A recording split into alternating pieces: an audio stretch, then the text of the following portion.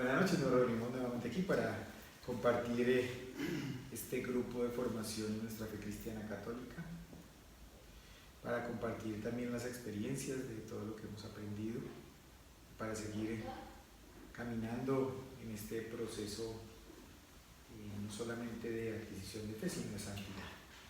Esa es la última meta a la que quisiésemos llegar.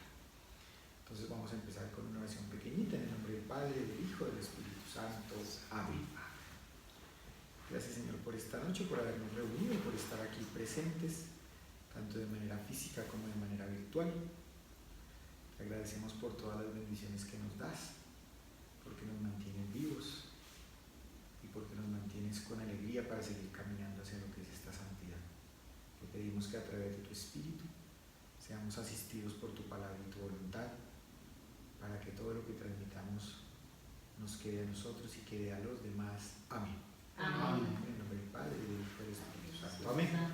Vamos a comenzar este espacio con unos pequeñitos minutos con la continuación de lo que precisamente yo hablaba en algún momento, y era lo que tenía que ver con la providencia del Señor. Hablábamos en su momento de que pues el Señor todo lo hace perfecto, y dentro de lo que pues Él considera pues debe llevar un orden, y todo debe llevar un fin, ¿no?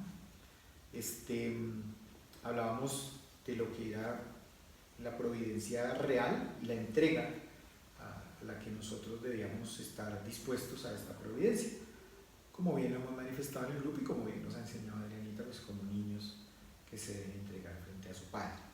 Pero quedamos en ese momento con algo que pues también puede ser un cuestionamiento de todos nosotros como seres humanos cristianos y creyentes, ¿no? Y es ¿por qué el mal? O sea, ¿por qué llega el mal? Más allá de lo que hablábamos por allá en su momento, Adriana nos comentaba lo todopoderoso que era el Señor, que Él es todopoderoso, pero también de su providencia. Y si esa providencia, esa entrega total, porque hay una combinación entre el bien y el mal. Y básicamente la respuesta está dada en que el Señor, a pesar de ser providente, Él, para llegar a su estado definitivo, o a lo que denominábamos en su momento en estado de vía, que es llegar a un fin específico que muy seguramente se va a dar al momento de su segunda venida, pues es hacer el bien, pero permitir que algunas cosas se den, y que pues para nosotros terminan siendo un mal humano, pero que de ese mal humano muy seguramente pues va a llegar un bien.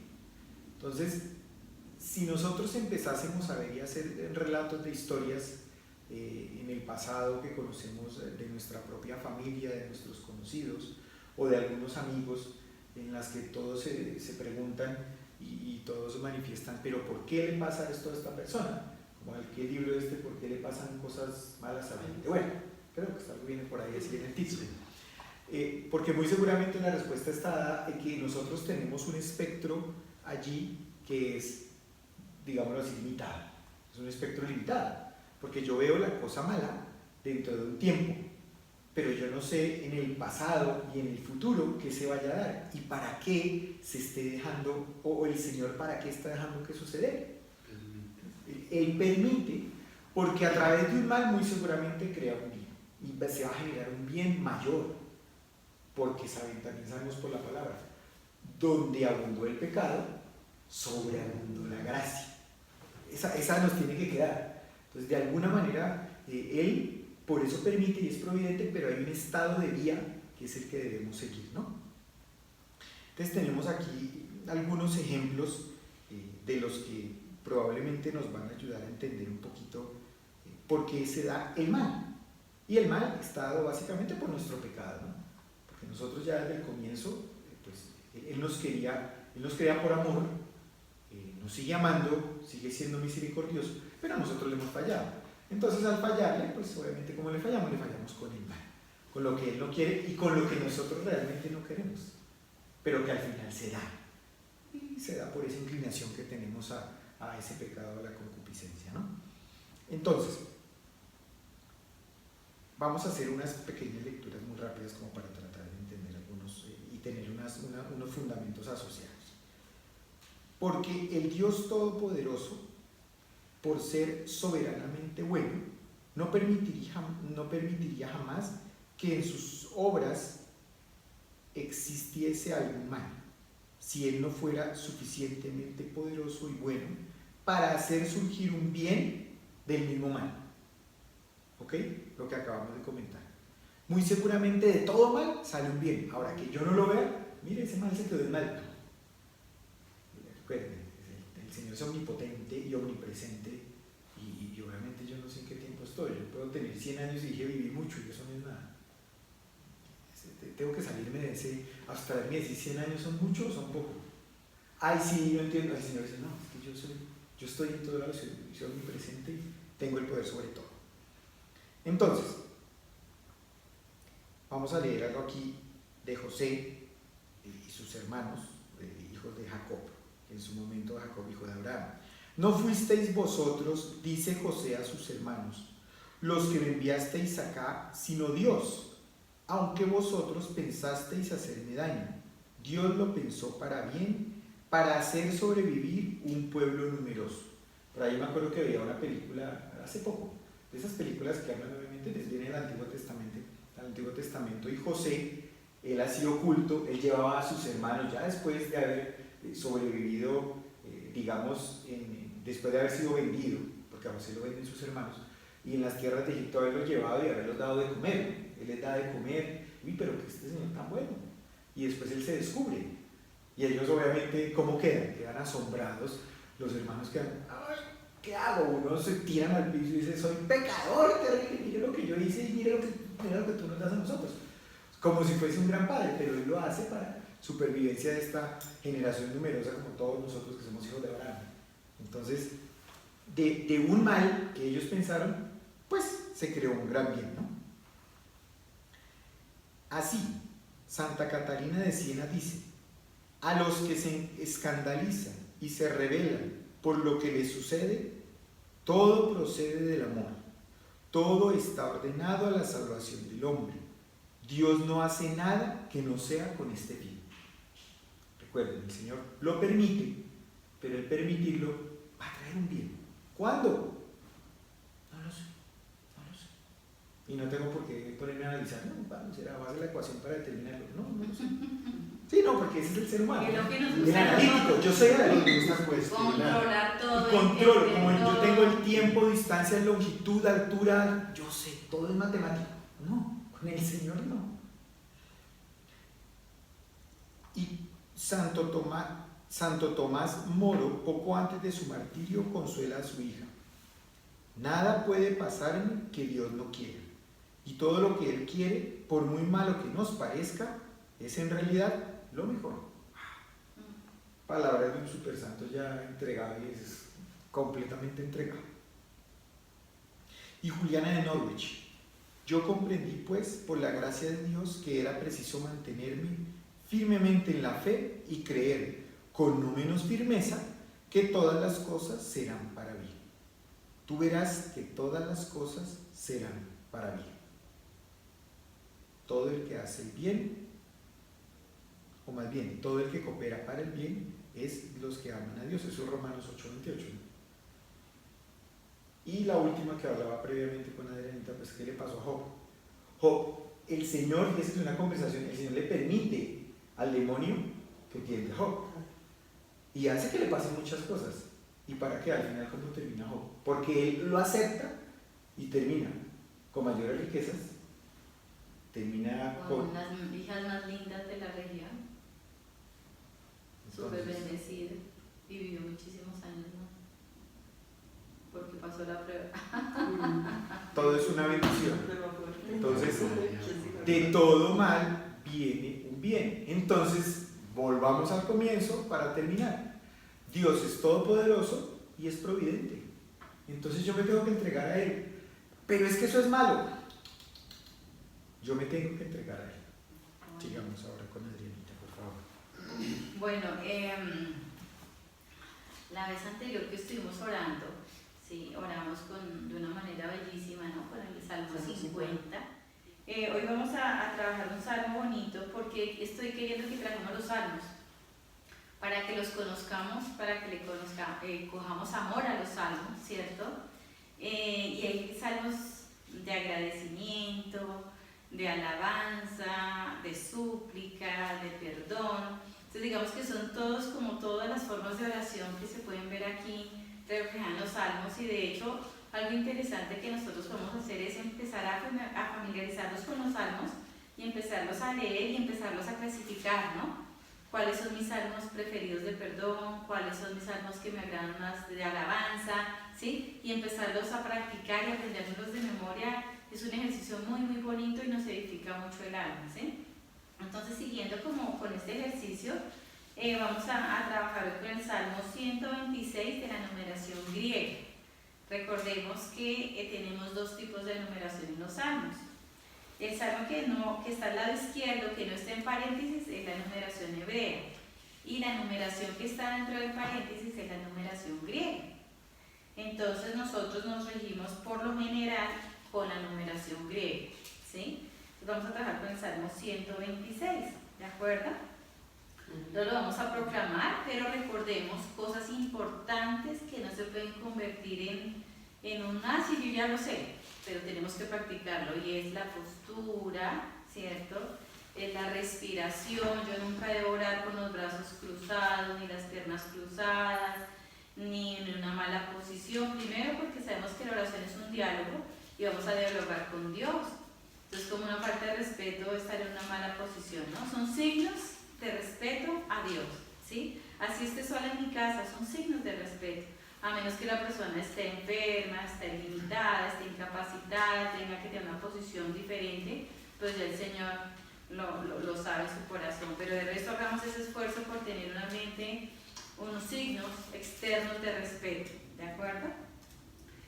También hay algo importante que es no solo con los salmos, sino en todo tipo de oración, y es que no pretendamos como seres humanos entender la oración, entender el salmo, ¿sí? ¿Qué dice esa palabra y qué significa? Y es que no entiendo, no, porque Dios se lo revela a cada uno como Él quiera y en el tiempo que Él quiere revelar, ¿de acuerdo? Entonces vamos a hacer esta oración de una manera tranquila, de una manera que no interesa si no entiendo a la primera, sino Dios me soplará en el momento que corresponda, ¿vale? Entonces vamos a empezar a proclamar, como tenemos diferentes traducciones, ¿sí? Entonces yo lo voy a empezar, digamos que esta es mi Biblia favorita, mi traducción. Sé que no es la mejor porque digamos que la mejor es la Biblia de Jerusalén, digamos que es como la más recomendada, pero pues yo me enamoro de la Biblia latinoamericana porque tiene un lenguaje tan sencillo y una traducción muy sencilla, ¿sí? Sin embargo, se recomienda que la traducción más fiel es la de Jerusalén, y eso es bueno dejarlo claro. Pero pues yo les quiero proclamar de mi preferida, mi consentida, y después a medida que sigamos haciendo el ejercicio, pues cada uno va leyendo de su traducción para enriquecernos también, ¿de acuerdo? Entonces decimos que estamos en el Salmo 126, ¿cierto? Y dice lo siguiente. Comienzas tú. Sí, recordemos que no nos vamos a afanar por entender. Aquí lo cognitivo es lo de menos, aquí lo importante es lo que me llega al corazón, y para sorpresa de todos, lo que llega al corazón no necesariamente tiene que pasar por lo cognitivo, es decir, por el pensamiento. Tratemos de dejar de ser humanos en ciertos momentos, y es cuando nos entregamos a esa oración abierta con Dios. Dios es el que actúa, no actúo yo solo me abro a la gracia, pero quien me da la gracia es Dios. Y a veces creemos que voy a orar y me esfuerzo y me concentro como si yo misma me fuera a dar la gracia, y nos equivocamos, son engaños espirituales, ¿no? Aquí, Señor, haz de mí lo que quieras en este encuentro, en este momento de oración, sea donde sea, ¿de acuerdo? Entonces el Salmo 100, quiero contarles algo de este Salmo que es importante que vayamos sabiendo un poquito acerca de los Salmos. Este Salmo lo escribe el rey David para su hijo Salomón, y lo escribe al final de su vida, ¿sí? Son cantos, recordemos que algunos son himnos, otros son cantos, ¿cierto? Y David hace como un recuento de toda su vida, de todo lo que él ha vivido, ¿cierto? Desde que cuidaba ovejitas y todo lo que pasó a lo largo de su vida, y hace un recuento, y con esa madurez que dan los años, con esa madurez que da la caída en los pecados, ¿cierto? Pues él escribe este salmo como diciéndole a su hijo Salomón, mira, ten cuidado, ¿no? O sea, mira, ¿sí? Y este es un salmo muy conocido por la cultura judía y muy utilizado porque es de esos salmos que se hacen en las 3 fiestas principales para los judíos. Ellos le llaman el salmo de las subidas, ¿sí? Porque por lo general lo van haciendo, cantando y recitando cuando ellos suben a Jerusalén en las 3 fiestas principales de los judíos al año, ¿sí? Esas fiestas principales son Pentecostés, la fiesta de los tabernáculos y la Pascua, ¿sí? Entonces digamos que en esas 3 fiestas ellos siempre dentro de los salmos, como por tradición que se hacen mientras ellos van subiendo a Jerusalén, son estos salmos, porque recordemos que como las traducciones son diferentes, si nosotros nos ponemos cada uno a leer mi traducción, pierdo la riqueza de la lectura que estoy haciendo. Entonces, cada uno usa su Biblia cuando le corresponda proclamar. De lo contrario, no nos vayamos a distraer tratando de yo mirar qué dice mi traducción y me concentro, porque ahí estoy, digamos que mi concentración se pierde, ¿sí? Tratando de seguir mi traducción. Entonces, solamente, si quieren, cierren los ojos. Acuérdense que los ojos a veces son estorbo en la oración, casi siempre son estorbo en la oración, a menos que yo haga una oración con la naturaleza y una oración visual, que también la vamos a trabajar. De resto es mejor cerrar los ojos, yo siempre lo he recomendado. Entonces, si quieren, cerremos los ojos, bueno, menos la persona que proclama, y llega más al corazón el himno, ¿de acuerdo? El salmo. Entonces, volvamos, dice: si el Señor no construye la casa, en vano trabajan los albañiles. Si el Señor no protege la ciudad, en vano vigila el centinela. En vano te levantas tan temprano y te acuestas tan tarde, y con tanto sudor comes tu pan. Él lo da a sus amigos mientras duerme.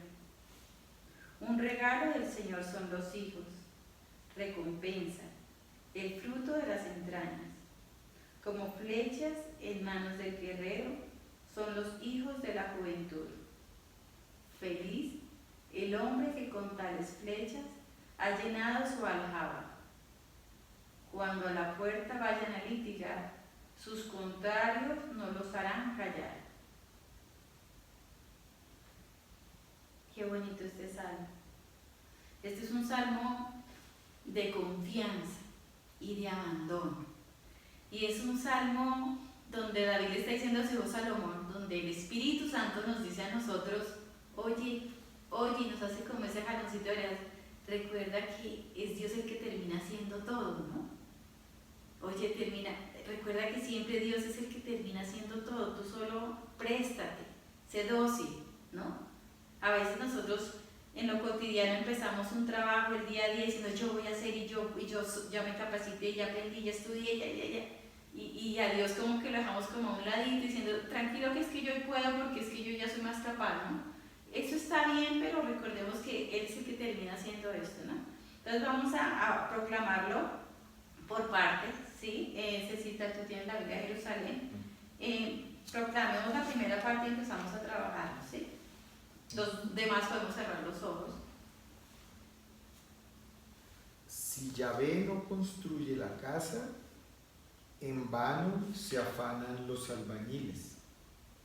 Si Yahvé no guarda la ciudad, en vano vigila la guardia. Bueno, ¿qué nos dice esa primera parte? Hay una diferencia entre lo que entiendo y lo que me dice. Yo no sé si sea fácil separar esas dos cosas o si todavía nos queda muy difícil diferenciarlas, ¿no? Cualquiera dirá: no, pero eso es lo mismo, ¿cuál es la diferencia, cierto? Pero yo creo que con todas las ayudas que hemos tenido en el transcurso de estos casi 5 meses que hemos empezado el grupo, y con toda esa ayuda adicional que hemos tenido a través de nuestro proceso de conversión, ¿cierto?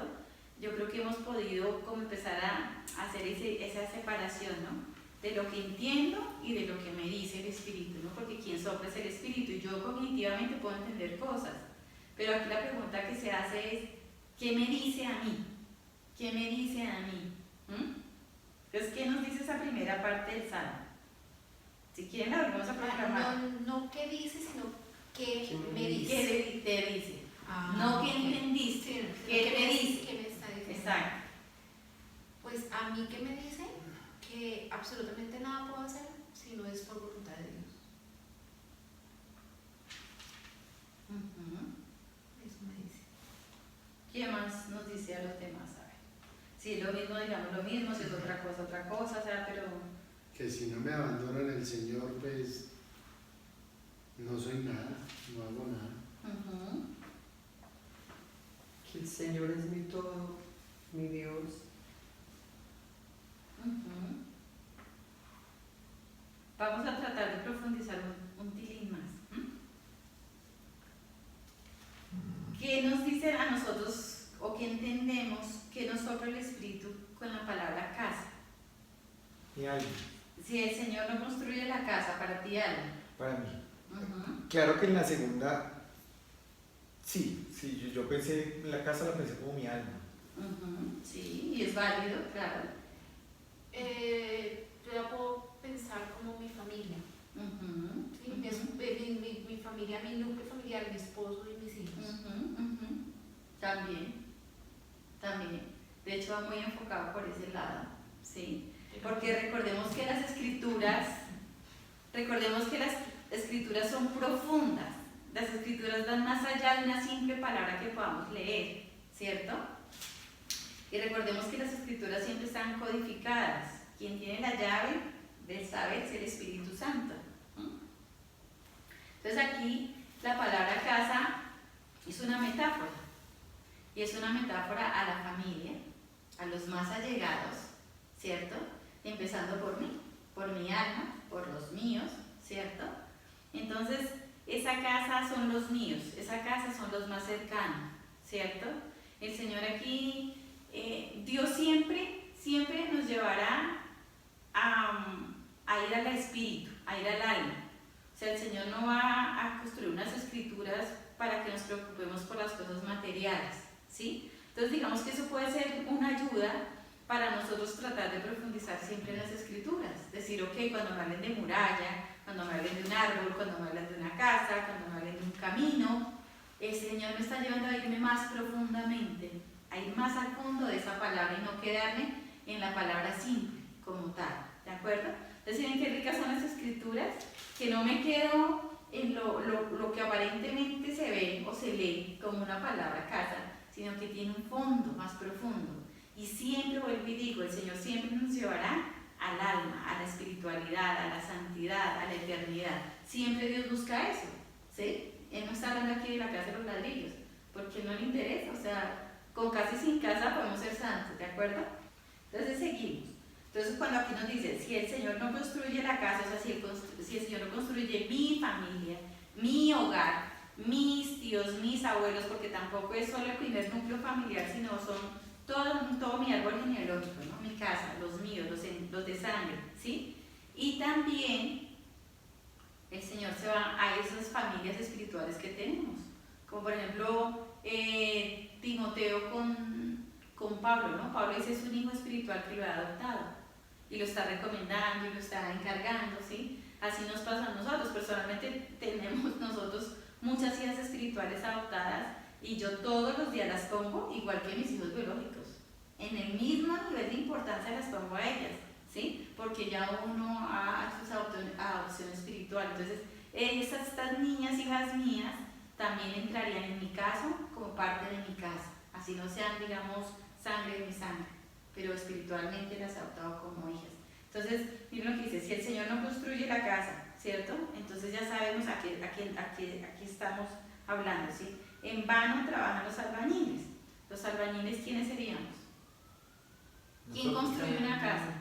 Nosotros, si estamos hablando a nivel espiritual, ¿no? Nosotros, cuando en mi caso estoy construyendo una familia con mi esposo, con los hijos, entonces los albañiles seríamos los miembros de la familia. Los miembros de la familia, exactamente, porque yo sola como mamá no puedo, tú solo como papá no puedes, tú solo como hijos no puedes, sino que una familia, la cabeza está el papá, después la mamá y después los hijos, pero formamos un equipo, ¿no? La Trinidad es un equipo, ¿sí? Y por eso Dios siempre busca que seamos dos o más, ¿no? A los apóstoles los enviaba de dos en dos, porque nosotros no llegamos a la santidad solos. No llegamos a la santidad solos, nosotros tenemos que llegar juntos, ¿sí? Por eso Dios inventó esa familia tan hermosa, ¿no? Y también hay familias espirituales, ¿de acuerdo? Entonces es muy importante que nosotros vayamos como cogiendo ese enfoque. Dice, si el Señor no protege la ciudad, entonces, ¿qué será para nosotros la ciudad? ¿De qué ciudad está hablando el Señor?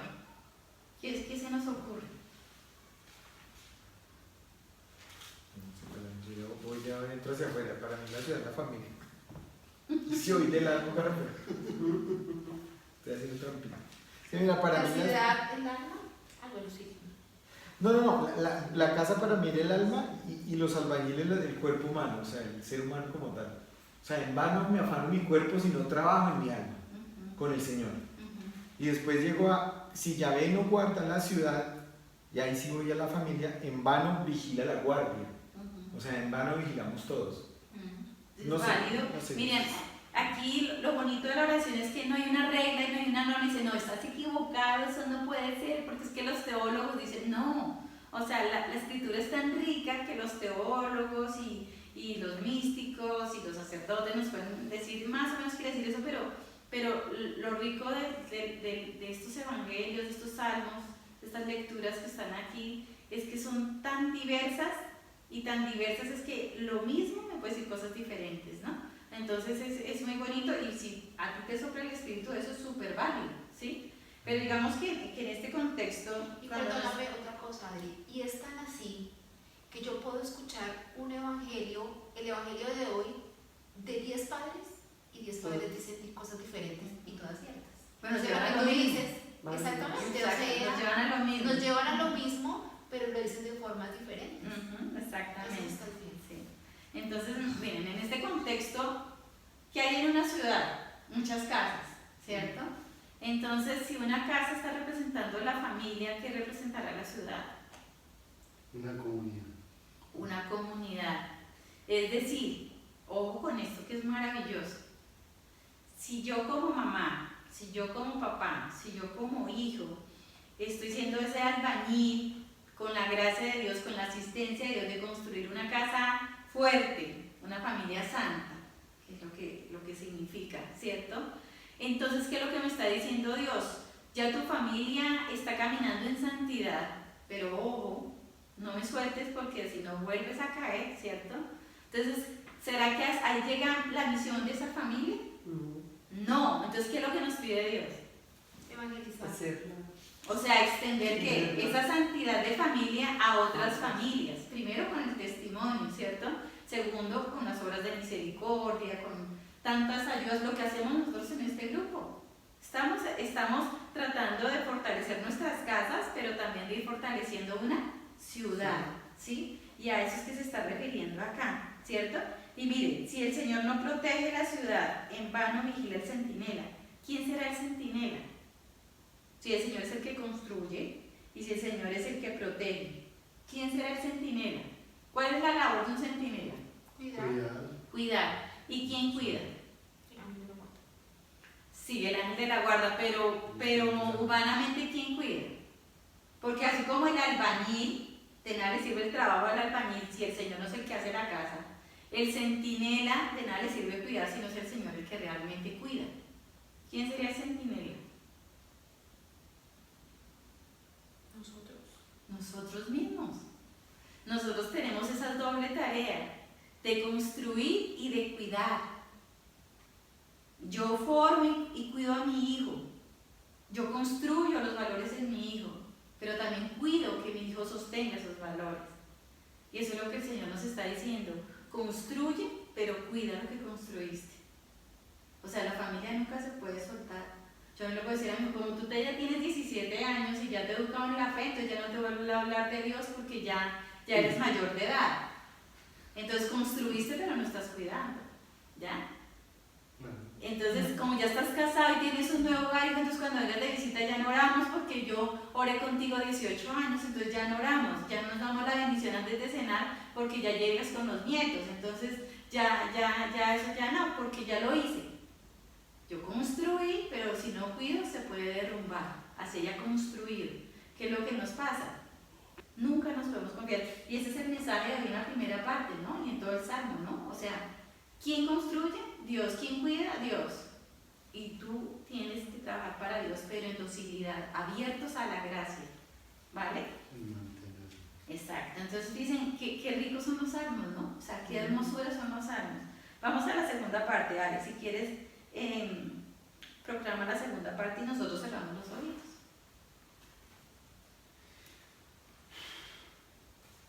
De nada os sirve levantaros pronto, acostaros tarde y comer el pan ganado con sudores, cuando Dios se lo da a sus amigos, aunque duerman.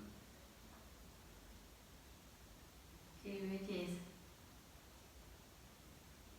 Qué belleza. ¿A usted no les parece que esta parte es parecida a Marta y María? Que Marta se afanaba por cosas que obviamente hay que hacer. Y nosotros en el día, ¿cuántas cosas hacemos? Hagamos un listado de lo que hacemos en el día. Me levanté, hoy yo me levanté a las 4:30, por ejemplo, y me quedo hasta quién sabe qué horas, y puedo hacer un listado de todo lo que hice, y de ese listado que yo hice, en cuántos momentos o cuántas horas tuve ese estado unitivo con Dios, ¿cierto?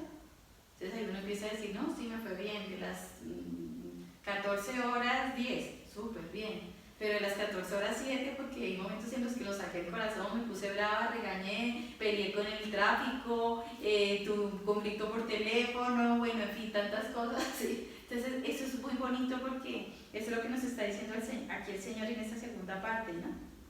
¿Qué más nos dice esa segunda parte? Mientras otros se afanan por el trabajo, los que aman a Dios, o los que intentamos amar a Dios, mientras dormimos en los alimentos. Podemos estar así, dedicándonos a las cosas de Dios. Otra cosa, hay personas que después de un retiro, o sea, son tan tocados por Dios que dicen, yo voy a dejar todo. Y parejas que dicen, me voy a dedicar a evangelizar y eso voy a vivir, y la gente dice, estás loco. ¿Sí? O sea, ¿cómo van a vender todo, dejar su trabajo y se van a dedicar y van a vivir de eso? Y literalmente Dios los sostiene. Literal. Dejan su trabajo. La providencia de Dios. Obviamente, y hay que aclarar esto, ¿no? Porque las personas que lo vean, nosotros tenemos mucha responsabilidad en nuestros comentarios con las personas que escuchen esto, porque nosotros no podemos ser fundamentalistas, ¿no? Decir, bueno, entonces si una muestra de amar a Dios es dejarlo todo y abandonarme todo. No, o sea, Dios no quiere a toda la humanidad de misionera, o sea, Dios no quiere a todo el mundo de consagrado, Dios no quiere a todo el mundo de o sea, porque Dios tiene un equilibrio perfecto en el mundo. Pero si nosotros estamos en oración, Dios nos va a mostrar qué quiere Dios con cada uno de nosotros, ¿sí? Entonces es muy importante, si hay familias que efectivamente Dios las escogió para que renuncien a todo y se vayan a misionar, pero no todos estamos hechos para dejar todo e irnos con los hijos a misionar a todas partes, porque si no ocurriría un desequilibrio, ¿no? Entonces el equilibrio es muy importante, pero sí estamos todos obligados a cumplir las 7 horas de misericordia corporales y las 7 espirituales. Eso sí, en el oficio, en el trabajo, en la profesión que sea, estamos obligados moralmente a cumplirlo, que eso es muy diferente, ¿no? Sí, a nosotros en el Reino de Cristo, por ejemplo, nos reiteran mucho en la formación de no irnos al extremo. Dice, mire, a nosotros nos dicen, la misión de ustedes es ser esposa y mamá, en ese orden. Si Dios las hubiera querido consagradas, serían consagradas. Entonces no pueden vivir todo el día rezando, todo el día pegados a la camándula, porque tu misión principal es ser esposa y madre. Entonces es relacionar lo que tú dices. Totalmente cierto.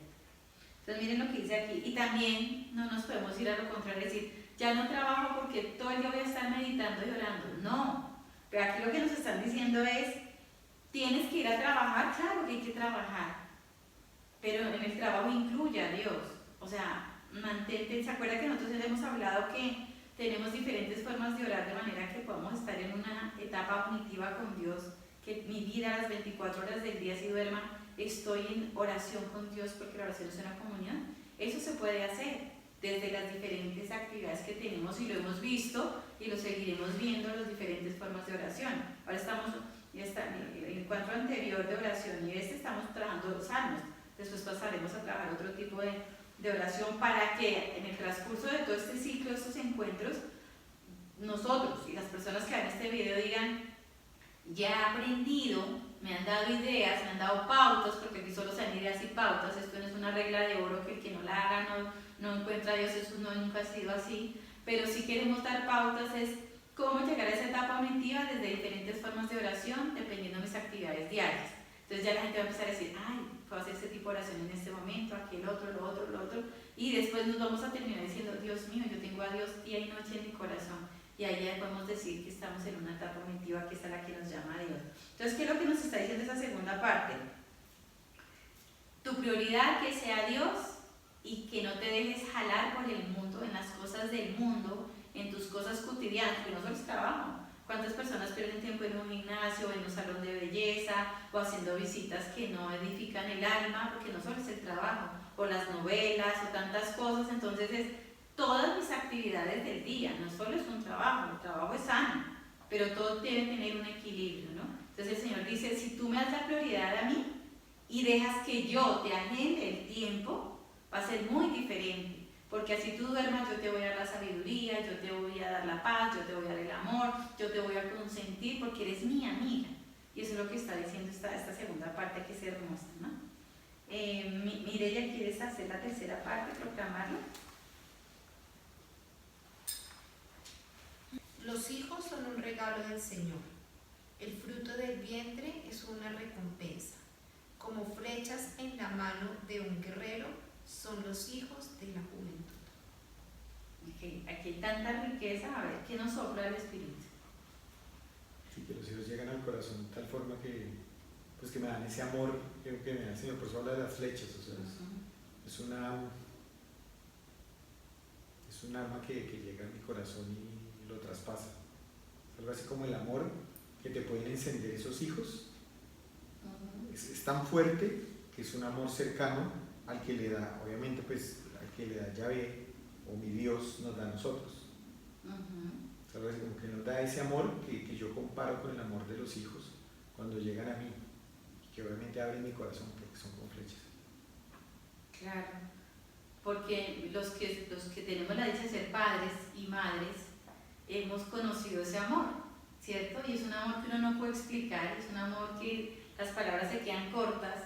Si uno le dice a una persona soltera, mira, es que tener un hijo es esto y tú vas a sentir esto y es que tú vives esto, la persona por más de que escuche y se esfuerce nunca lo va a entender, porque es como decirle a un ciego de nacimiento, es que la rosa tuvieras, es que es un rojo divino y también hay unas amarillas hermosas, es que no te imaginas la rosa blanca. O sea, si el ciego es de nacimiento, por más de que el ciego se concentre, no va a saber lo que es una rosa roja o blanca o amarilla. Lo mismo le pasa a un soltero cuando no tiene hijos, por más de que nosotros nos esforcemos en decirle, mira, y nos emocionemos, y es que el amor, es que es divino, es que mi hijo es mi todo, y no sé qué, pues se nos va a mirar y decir, eso es como chévere, pero nunca lo va a vivir, ¿sí? Por eso el Señor compara ese amor que es el más, digamos, menos malo, ¿cierto? Y lo que dice es esa, ¿no? Es algo parecido al amor de Dios con nosotros, ¿no? O sea, y eso que se queda en una pequeñez, ¿no? Entonces imaginemos cada uno que ya sabe cuánto ama a uno los hijos, ¿cierto? Que dicen, son mi todo, no sé qué, ¿cierto? Lo sabemos. Entonces por eso el Señor nos está diciendo acá, un regalo al Señor son los hijos. No por como tal los hijos porque son de Él, sino el amor que Dios permite que nosotros vivamos, amor que Dios nos regala a través de esos hijos. Entonces Dios nos premia. A los que somos padres, Dios nos premia. Es un premio porque yo te di a estos hijos y eres un premiado porque yo te permito vivir ese amor que te derrite, ese amor que te hace llorar, ese amor que te conmueve, ese amor que te desgarra cuando ves a tu hijo sufrir, ese amor que te llena de alegría cuando lo ves triunfar y cuando lo ves feliz, porque uno llora por dolor o por amor por sus hijos, ¿cierto? Entonces por eso el Señor está comparando eso también, un regalo del Señor son los hijos, ¿no? Recompensa el fruto de las entrañas, es decir, a las mamás, ¿no? Nos dice, o sea, lo que más ama te lo di desde adentro. ¿Qué es lo que Dios hizo con nosotros? Desde adentro nos crea, desde adentro de su corazón nos crea y nos manda, ¿no? O sea, nos está diciendo, no te imaginas cuánto te amo. Y lo vas a saber si llegas al cielo, vas a saber cuánto te amo. Pero tú nunca vas a descubrir en el mundo cuánto te amo. Y nos está recordando este salmo, eres dichoso y te recompenso de esa manera, pero espérate que llegues aquí. Y cuando tú llegues aquí vas a descubrir lo que es la plenitud del amor. Entonces es algo muy tierno de Dios darnos como esa gota de cielo, porque yo lo escribo como una gota de cielo, el amor de un papá y una mamá por su hijo. Es una gota de cielo, porque ese amor no se puede explicar. No existen palabras para explicar el amor por los hijos, no existe. Cualquier palabra se queda corta, muy corta. ¿De acuerdo? Entonces es algo muy tierno del Señor y lo compara, usa esta metáfora. Como flechas en manos del guerrero son los hijos de la juventud. ¿Qué querrá decir eso? Porque el Señor usa esa comparación. Flechas, guerrero, juventud. ¿Qué querrá decir? ¿Qué nos querrá decir el Señor? ¿Cuál es el trasfondo de eso?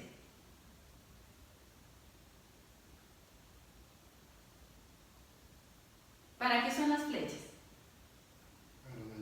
Para lanzarlas. Muy bien, para lanzarlas. Dios nos da los hijos para que los lancemos, ¿cierto? Y para lanzar una flecha, ¿qué hay que hacer con la flecha? ¿La flecha pesada vuela lejos? No. No. ¿Cuál flecha vuela lejos? Una flecha ¿cómo? Liviana y bien pulida, ¿cierto? Dios nos está mandando a hacer eso con nuestros hijos. Púlelo y manténlo liviano para que vuele lejos. ¿No? Que el Señor nos está diciendo aquí, tus hijos son flechas. Ahora la gran pregunta aquí es, ¿estamos construyendo flechas pesadas o livianas? ¿Estamos permitiendo y siendo ejemplo que nuestros hijos se llenen de apegos interiores y exteriores y que pesen y no vuelen nada y se vuelvan materialistas y mundanos? ¿O yo los estoy convirtiendo en flechas livianas y suaves, desapego, abandono, confianza? ¿Les restringo lujos, les restringo comodidades? ¿O al revés me desgasto por hacerle caso y comprarle cosas más finas y más caras? ¿Qué ven en mi casa? ¿A dónde vamos de vacaciones? ¿Qué comemos? ¿De qué hablamos? Todo eso de nuestras flechas, que son nuestros hijos, las van volviendo o suaves o pesadas. Y el Señor lo que quiere es que lleguen lejos. Miren la segunda parte, la última parte. Feliz el hombre que con tales flechas ha llenado su aljaba. Cuando a la puerta vayan a litigar, sus contrarios no los harán callar. ¿Qué quiere decir esto? Que nuestros hijos van a ser el reflejo y el resultado de lo que yo formé, de lo que yo construí. Esa flecha no tiene la culpa de ser flecha como es, buena o mala, sino es de quien la pulió, de quien trabajó esa flecha. Y esa flecha la trabajamos nosotros como padres, ¿cierto? Entonces, es tan importante y yo quiero aquí hacer algo tan importante, y es que tratemos de profundizar en la responsabilidad tan inmensa que Dios nos ha dado a los que somos padres y madres. Lo primero que Dios nos va a preguntar a los que tuvimos hijos es, ¿qué hiciste con ellos? Esa es la primera pregunta. ¿Qué hiciste con ellos? Son míos y yo te los di en custodia. ¿Qué hiciste con ellos? No, yo los metí a este colegio, les compré y los llevé a vacaciones, después la mejor universidad y le dije que tenía que ser y tener y poder y dinero, y eso no me cabe en los cuadros de honor en la biblioteca y en todo lado, y es que él es gerente y fue abogado y yo no doy plata.